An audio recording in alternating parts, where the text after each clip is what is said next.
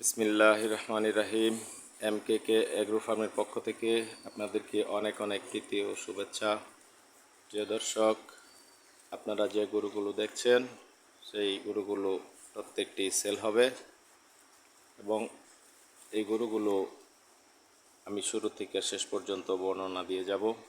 কারো যদি পছন্দ হয় তাহলে ক্রয় করে সংগ্রহে রাখতে পারেন। প্রিয় দর্শক, এই যে প্রথম যে গরুটি দেখছেন সেটা একটি বকনা, বয়স 2 দাঁত, খুবই জাতমানের একটা বকনা। মাশাআল্লাহ অনেক বড় উঁচু। এই বকনাটা বিক্রি হবে।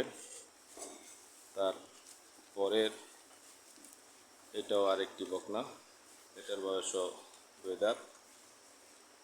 আপনাদের কারো যদি পছন্দ হয় তাহলে দুটি বকনি সংগ্রহ করতে পারেন লালন পালনের জন্য। জাত মানে খুবই ভালো। দুটা বকনাই চমৎকার, দুটি বকনা ন্যাচারাল খাবারে লালিত পালিত। প্রিয় দর্শক, আপনাদেরকে আরেকটি বকনা দেখাবো যেটা 4 মাসের গর্ভবতী। এই বকনাটি 4 মাস যাবৎ বীজ ধারণ করেছে। এই বকনাটিও বিক্রি হবে। এটার জাত মানও মাশাআল্লাহ ভালো, ফ্রিজিয়ান এবং জার্সির ক্রস। বকনাটিও বেশ হৃষ্টপুষ্ট, লম্বা। এটা 4 মাসের গর্ভবতী। তারপরে আরেকটি গাভী দেখাচ্ছি। এই গাভীটা জাত মানে মাশাআল্লাহ ভালো, ফ্রিজিয়ান এবং জার্সির ক্রস। ওটা শুকনা হলেও ভালো দুধ দেয়।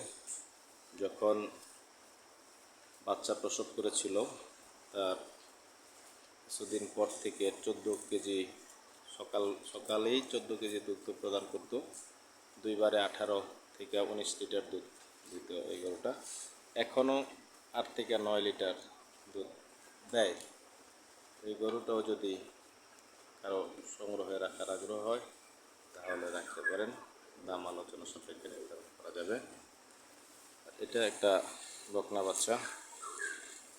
এই বকনা বাচ্চাটিও যদি কেউ সংগ্রহে রাখতে চান দরদাম করে নিতে পারেন। তো সবাইকে অনেক অনেক ধন্যবাদ জানিয়ে ভিডিওটি লাইক, শেয়ার, কমেন্টস করার জন্য, ভিডিওটি দেখার জন্য সবাইকে ধন্যবাদ জানিয়ে আজকের মতো এখানেই ভিডিও শেষ করলাম। আল্লাহ হাফেজ।